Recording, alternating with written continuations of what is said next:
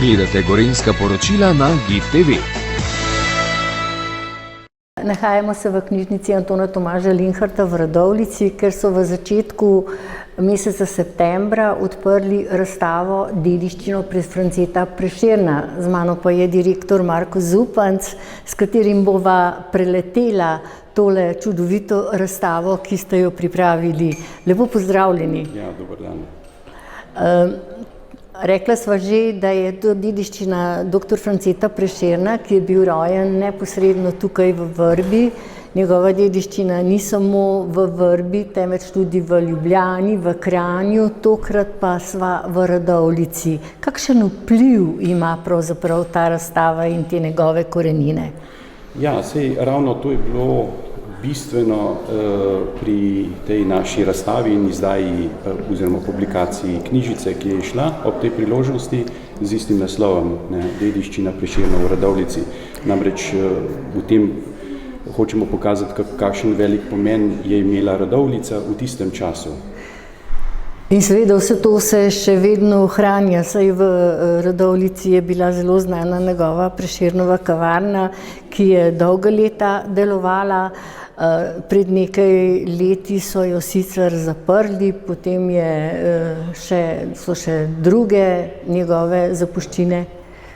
Ja, v bistvu dediščina Prešernov pravzaprav je vidna, seveda danes še dosti močno, ampak mislim, da tukaj eno je vidna dediščina, drugo pa je ta kulturna dediščina, ki jo je rod Prešernov pravzaprav prinesel Slovencem vsem.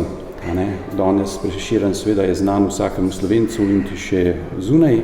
In ravno to hočemo s to razstavo nekako pokazati, kako pomemben je ne samo en človek, ampak za enim človekom stoji pravzaprav nek rod, in v tem primeru Prešerni so igrali zelo pomembno vlogo tukaj na Gorenjskem, v Radovljici, seveda in knjižnica kot tista, ki hrani pisano besedo, kulturno dediščino, je to za nas izrednega pomena.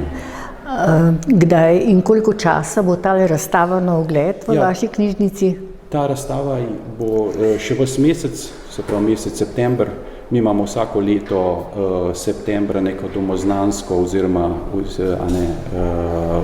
domoznanske vsebine. Letos je prišla ta na vrsto, ki je za nas izredno dragocena, ki presega pravzaprav meje Gorenjske. Lahko pa tudi obenem je na nek način uvod v naslednje leto, ko praznujemo 120-letnico knjižnice. Seveda in ravno opisuje ta razstava, ta začetek organizirane pravzaprav hranjenja besedne dediščine kot splošna knjižnica, ki je hraniteljica, se pravi ravno v tem obdobju, kakšno zelo močno dogajanje je bilo, seveda strani Prešernov, zato, da se je potem ohranjala ta, oziroma se še danes hrani pisana beseda. Zagotovo pa se že pripravljate na to 120-letnico, ki jo boste obeležili v naslednjem letu. Ja, tako je. Počasi se pripravljamo, zbiramo material ljudi in vidimo, v katero smer, kakšne podarke mislimo dati. So pa zdaj dosti intenzivni pogovori pred, še v tem letu. Hvala lepa vam za tale pogovor in srečno vam in vaši knjižnici. Ja, hvala lepa tudi vam. Srečno.